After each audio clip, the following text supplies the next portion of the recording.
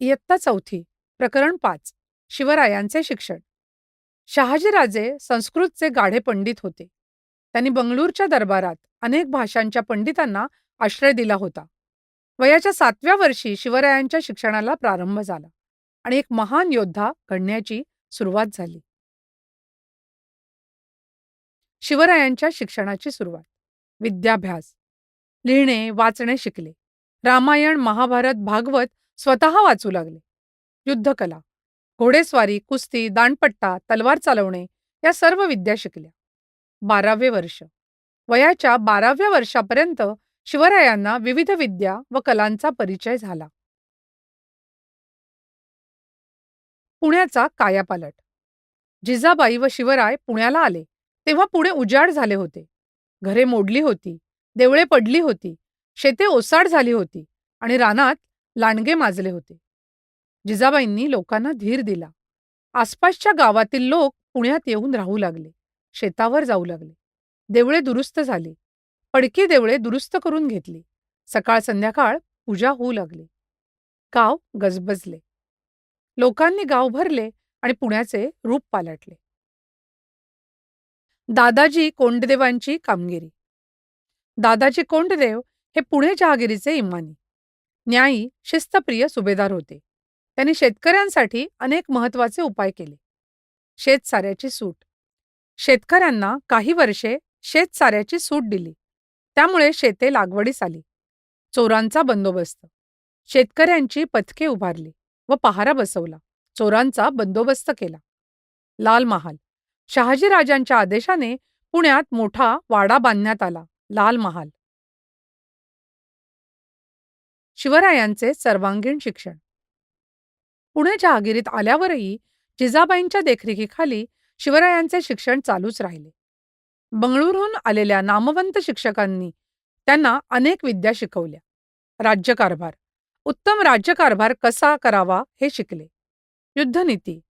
शत्रूशी युद्ध कसे करावे, किल्ले कसे बांधावे हे शिकले. घोडे हत्ती परीक्षा. घोडे व हत्ती यांची परीक्षा कशी करावी हे शिकले. सुटकेची कला. शत्रूच्या दुर्गम प्रदेशातून निसटून कसे जावे हे शिकले. वीरमाता जिजाबाईंची शिकवण. शिवबा, भोसल्यांचा पूर्वज श्री रामचंद्र, जाधवांचा पूर्वज श्रीकृष्ण यांच्या वंशात तुझा जन्म झाला आहे. तू सुद्धा दुष्टांचा संहार करू शकशील आणि गरीब लोकांना सुखी करू शकशील.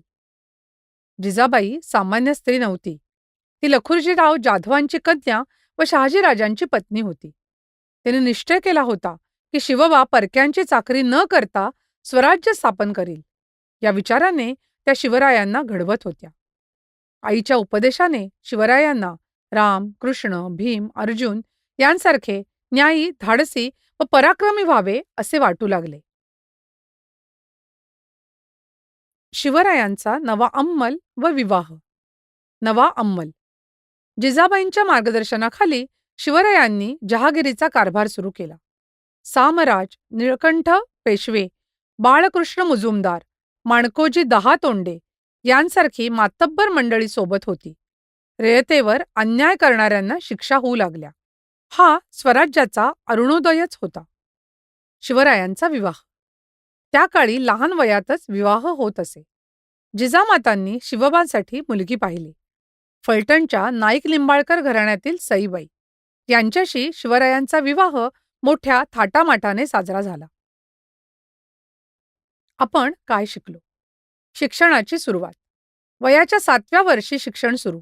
12व्या वर्षापर्यंत अनेक विद्या शिकल्या. पुण्याचा कायापालट.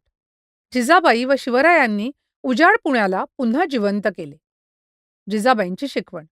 आईने स्वराज्याचे स्वप्न शिवरायांच्या मनात पेरले. नवा अंमल. शिवरायांनी न्यायी राज्यकारभाराचा आदर्श घालून दिला. स्वराज्याचा अरुणोदय. शिवराय हे केवळ राजे नव्हते. ते एक आदर्श विद्यार्थी, आज्ञाधारक पुत्र आणि न्यायी शासक होते.